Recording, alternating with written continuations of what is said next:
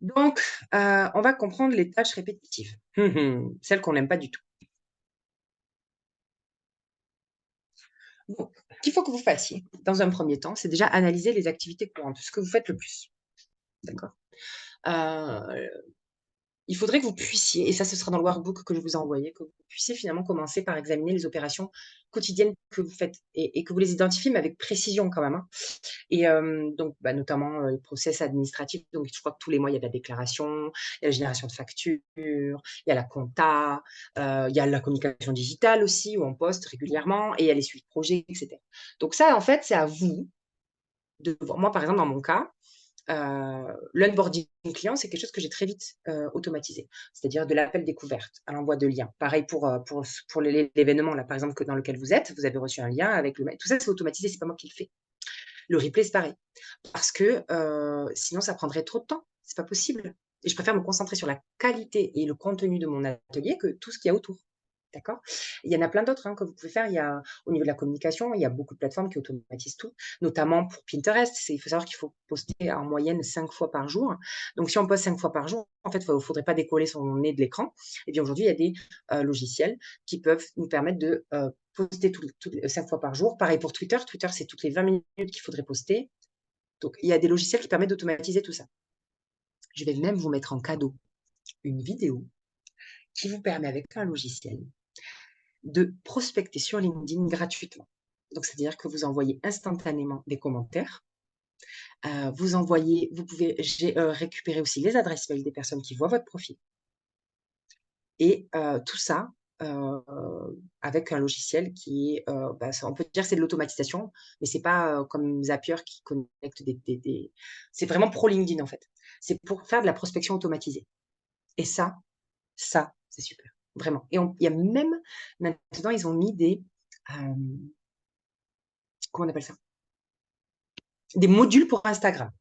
Donc ça, je vais vous mettre cette vidéo, c'est une petite pépite. Et regardez-la attentivement et implémentez ça pour voir, juste par curiosité. Soyez curieux, d'accord? Ensuite, donc, bon, là, c'est plutôt des solopreneurs avec qui je parle. Donc, voilà, c'est à vous de savoir quelles sont les activités les plus courantes que vous faites. Notez-les, en fait. Vous devez savoir un petit peu ce que vous faites régulièrement. Vous les notez et puis après, il faudra les analyser. Il faudra voir si vous pouvez les automatiser ou pas. Et puis, si vous avez également une équipe avec laquelle vous travaillez, donc moi, je travaille avec des personnes, là, notamment pour un process administratif de Calliope. Il faut savoir que je vais essayer d'être à Calliope aussi bientôt. Et du coup, je me suis renseignée, je me suis dit: «Mais attends, Calliope, c'est hyper pointu».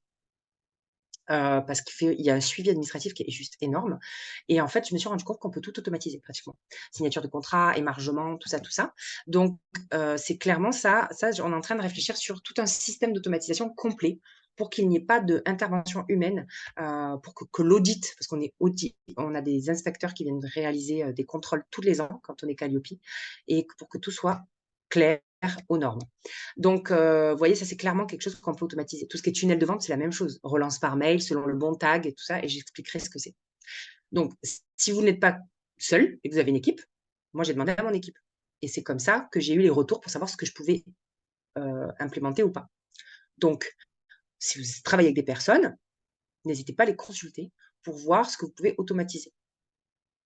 Ils vont vous faire des retours sur ce qui est un peu, compliqué à gérer ou ce qui est hyper redondant et vous voyez si vous pouvez finalement automatiser le tout. Ensuite, il faut évaluer la charge de travail. Donc clairement, ça va de pair, hein. C'est-à-dire que tu regardes un petit peu le temps que ça te prend, toutes les tâches chronophages et répétitives.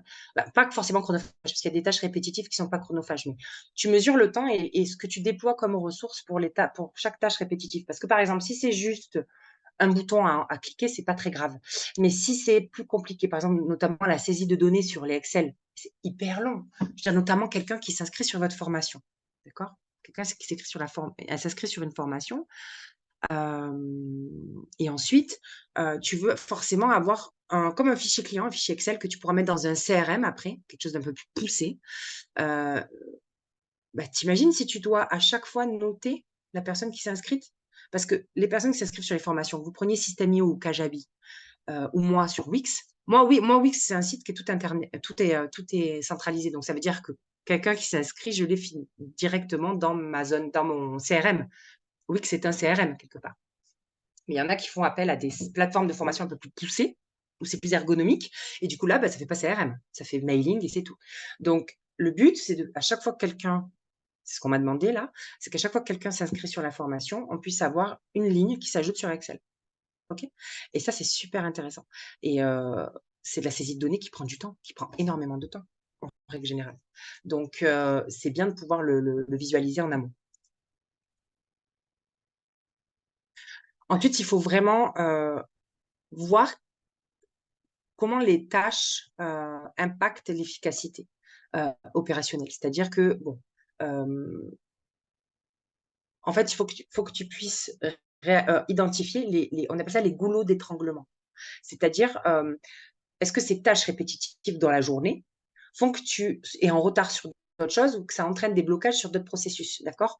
C'est-à-dire, je sais pas, hem, moi je sais que par exemple, poster sur Instagram, ça me met du retard sur tout. Donc si j'ai pas planifié mon mois et que j'ai pas, programmé pour que ça sorte tout seul, le fait de poster, ça me prend énormément de temps, d'accord? Et là, on parle pas juste de création, on parle même de poster.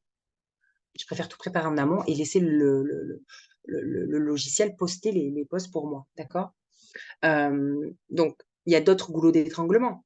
Moi, je sais que ce qui bug parfois, et maintenant que j'ai automatisé, c'est l'envoi des contrats, des devis et des factures. Donc ça peut être assez long et en fait, je peux te décaler de 2-3 jours le début de la collaboration parce que, ben, il fallait que je le fasse. Aujourd'hui, j'ai automatisé ce process-là pour que ce soit plus efficace, d'accord? Pareil pour la signature de contrat. C'est une forme d'automatisation. Très basique, c'est une forme d'automatisation. Si tu attends que la personne signe ton contrat manuellement, donc qu'elle imprime, qu'elle signe et qu'elle te le renvoie, au final, tu perds du temps. Il vaut mieux que tu fasses une signature électronique. Et ça, Adobe aujourd'hui te fait des relances aussi automatiques pour que le contrat soit signé. Donc, il y a plein de façons où tu peux implémenter l'automatisation partiellement dans ton business. Mais pour ça, en fait, il faut déjà que tu identifies les tâches répétitives de ton business et ensuite une fois que tu as identifié les tâches répétitives de ton business, tu essayes de voir si c'est vraiment responsable de retard dans ton travail et de blocage aussi dans d'autres process de vente ou process de service client ou process, d'accord? Ça, c'est important. Ensuite, il faut que tu évalues la qualité du travail. Est-ce que le fait de toujours répéter et de faire la même chose, ça influe la qualité des résultats? Parce que c'est clairement, si, le fait de faire des contrats, des fois j'avais 3 contrats à faire, le fait de les faire, moi, après je faisais des erreurs dedans. D'accord? Donc c'est là où tu te dis: «OK, si en fait c'était une machine qui était paramétrée pour le faire», c'est simple, demande de devis, elle prend les données nom, prénom, elle met ça dans les champs préécrits du contrat et hop, elle renvoie. D'accord? Il faut un contrat simple pour ça, effectivement, parce que sinon faut tout redonner. En fait, il suffit juste qu'elle ait le devis, elle transpose ça en contrat et du coup, moi, le fait de le faire, même des fois j'en ai 3-4, il suffit qu'il y en ait que 3. On peut être sûr que j'ai peut-être avoir une faute de frappe sur un nom, un prénom ou autre chose et c'est là où tu te dis: «Ah, mais la machine, en fait, elle peut ne pas faire ses erreurs». Clairement, ça, c'est son job. Maintenant, si on lui demande de vendre à notre place, là, c'est compliqué parce que ça veut dire que c'est toi qui dois avoir fait une stratégie de vente que tu devrais lui, en fait, finalement, lui donner des textes déjà préécrits pour qu'elle envoie parce qu'elle ne va pas faire ta stratégie de vente pour toi. Mais si c'est juste de la saisie de données, c'est clairement quelque chose que tu peux automatiser. OK? Ensuite, il y a, si tu as une équipe toujours et j'espère que vous allez en avoir il y a dans pas longtemps, il y a toujours le fait de savoir si en fait ces tâches répétitives, elles agissent sur la motivation et les résultats de l'équipe et ça, il faut consulter l'équipe pour savoir. C'est important parce qu'au final, c'est important que les employés ou même les collaborateurs soient impliqués dans des tâches un peu stimulantes, qu'elles ne soient pas juste, dans quelque chose de, répétitif, redondant, on n'est pas appelé à être des robots. D'accord? Donc ça, il faut considérer la personne avec laquelle on collabore et lui demander comment est-ce qu'elle voit les en fait, il faut vraiment l'impliquer. Si on veut automatiser son affaire, il faut impliquer la personne avec qui on collabore ou les personnes. OK. Maintenant, il y a des bénéfices pour l'automatisation. Je ne vous apprends rien, on va y passer rapidement parce que vous avez dû comprendre un petit peu le la vous avez dû un petit peu comprendre pourquoi est-ce qu'on est là et si vous êtes inscrit à cet atelier, c'est parce que, bah, vous les connaissez déjà, mais on va les rappeler quand même. Il y a le gain de temps, clairement, hein. Si c'est une machine qui s'en occupe, c'est plus toi, c'est plus, vous, c'est plus l'équipe et c'est un gain de temps. Donc le temps, c'est de l'argent. Il y a la réduction des erreurs. C'est très important. Pourquoi? Parce que, comme je l'expliquais tout à l'heure, On n'est pas appelé à faire tout le temps la même chose et forcément en tant qu'humain, si on se lasse, on fait des erreurs ou même juste même parce qu'on peut faire des erreurs, on est humain. Alors que le robot, lui, il est paramétré, c'est différent. L'évolutivité, alors ça veut dire qu'en fait, alors, je vais m'expliquer. Hem, quand on commence, qu'on a 3-4 clients, c'est gérable. Quand on a du 30-40 clients par mois, clairement, si on n'automatise pas l'intégration ou l'onboarding client, on s'en sort pas. Imaginez, vous avez une formation et vous avez un groupe de parole ou quoi que ce soit et les personnes, elles s'inscrivent. Vous allez pas s'il y en a que 30-40 par semaine ou par mois, à un moment donné, il faut que ce soit paramétré pour que les mails avec les conditions d'accès, avec les enfin, faut que tout ça, ce soit automatisé. Sinon vous imaginez? Y passer pendant même si vous faites copier-coller ou même si vous mettez, allez, basiquement, en copie les 40 contacts, en copie cachée, machin, enfin, je veux dire, il y a une manipulation à faire quand même. Est-ce que c'est pas mieux si dès que la personne s'inscrit, elle reçoit tout? Ça, c'est l'évolutivité. Ça veut dire que l'automatisation vous permet d'accueillir une croissance sereinement. Voilà. Et l'amélioration de la satisfaction client. C'est-à-dire que, une automatisation heu, bien pensée, je précise, bien pensée, c'est ce qu'on va voir après, elle peut vraiment accélérer le temps de délai de réponse. Le service client en règle générale, ça améliore la communication, en fait, le client est content. Je ne sais pas si vous êtes déjà allé sur des sites internet, où, on vous dit vous pouvez communiquer avec quelqu'un. Vous vous dites: «Ouais, c'est un robot et tout». Mais franchement, moi, des fois, je suis choquée de voir à quel point la réponse est précise. Ça, c'est quelqu'un qui a su allier l'intelligence artificielle et c'est ce que j'avais fait avec ChatGPT, c'est-à-dire que l'intelligence artificielle, il faut l'éduquer, d'accord? En fonction de son business. Alors moi, c'est un peu plus compliqué puisque je suis assistante virtuelle, j'ai plein de business, donc c'est difficile de l'éduquer que sur le mien. Mais, heu, ceux qui ont qu'un seul business avec qu'une seule, activité quelque part, qu'un seul secteur, c'est facile de l'éduquer et de faire en sorte qu'après on l'intègre dans le service client au sein de sa plateforme, hein, dans sa plateforme, que ce soit, site internet ou ou plateforme de formation, pour que finalement les réponses soient précises et soient instantanées. Il y a rien de pire pour un client aujourd'hui, surtout en ligne, d'avoir une réponse 48 heures après. C'est comme ça. Alors, alléluia, on a les business en ligne, mais on a aussi le revers de la médaille. C'est l'instantanéité de tout le business qui est là. Il faut que même nous-mêmes, on peut se surprendre à ne pas vouloir attendre, d'accord?